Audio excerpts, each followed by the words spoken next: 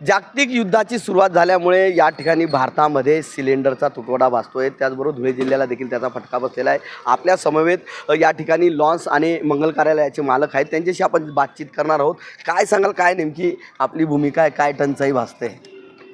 आम्ही सर्व धुळे मंगल कार्यालय लॉन्स असोसिएशनचे असा बसत आहोत आणि कोविडनंतर खऱ्या अर्थाने मंगल कार्यालयाला एक जोरात फटका बसला आहे आणि त्यानंतर आता जरासा गॅसचा फटका बसला। जर आम्हाला गॅसचा तुटवडा, आता सीझन आमचा तोंडावर आहे। येणाऱ्या काळामध्ये आमचे लग्न 2 महिना आधी बुक झालेले आहे। आता आम्ही लोकांकडनं त्याप्रमाणे त्या हिशोबाने पैसे घेऊन कामं घेतली आहेत आणि आता गॅसचा तुटवडा, गॅसवाले म्हणतात की आमच्याकडे कमर्शियल गॅस द्यायला गॅस नाही। तर ह्या विषयामध्ये मंगल कार्यालयवाल्यांच्या पोटाखाली जे 200 लोक काम करतात त्यांनी कसं करावं आणि गॅस जर मिळाला नाही तर मंगल कार्यालयाचा श्वास हा गॅस आहे। गॅसमुळे मंगल कार्यालयात गॅस नसेल तर मंगल कार्यालय चालूच शकत नाही। आम्ही गॅस स्टोववर किंवा लाकडं लावून आम्ही मंगल कार्यालयाचे लग्न काढू शकत नाही, कारण एक वेळ असतो, 1 तास 2 तासाच्या आत आम्हाला जेवण द्यायचं असतं आणि ते जर आपण चुल्यावर करत बसलो तर ते शक्य नाही। तरी आमची प्रशासनाला आणि शासनाला विनंती राहील की कुठल्याही परिस्थितीमध्ये आम्हाला गॅसचा कुठला तरी एक पर्याय, म्हणजे किमान मंगल कार्यालयाचा आता सीझन तोंडावर असताना मंगल कार्यालयाला काहीतरी पर्याय गॅसचा द्यावा, एवढीच आमच्या मनापासून अपेक्षा आहे। नक्कीच आपण काय सांगाल, काय समस्येला तोंड द्यावं लागतंय? कार्यालयाच्या लोकांना गॅस टंचाईमुळे खूप प्रॉब्लेम येत आहे।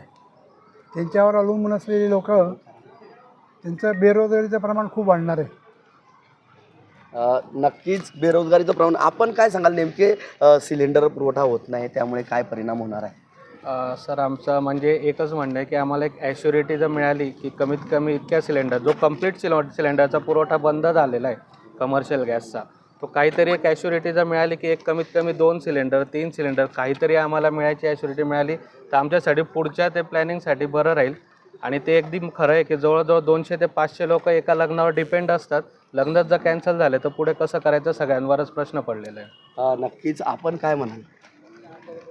आम्हाला कमर्शियल गॅस सिलेंडर जे कमीत कमी ते शासनाने उपलब्ध करून द्यावे, कारण की आम्ही ज्या अगोदर बुकिंग घेऊन ठेवलेलं आहे ते आम्हाला काम करणं भाग आहे आणि ते लाकूड किंवा कोळसा किंवा कशावरती आम्ही करू शकत नाही।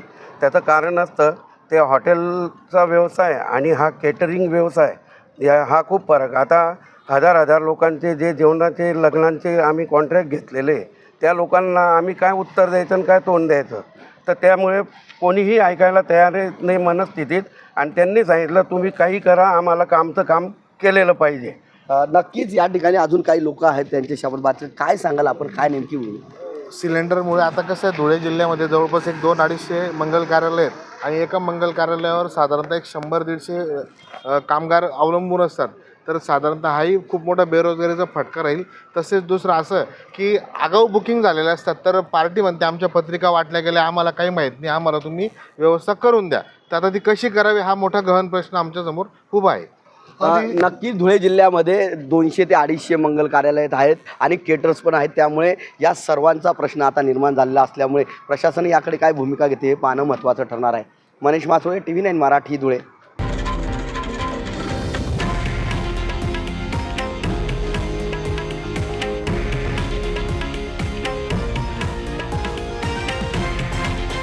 हे आहे देशातील नंबर 1 न्यूज नेटवर्क आणि आपण पाहत आहात TV9 मराठी, एकमेव।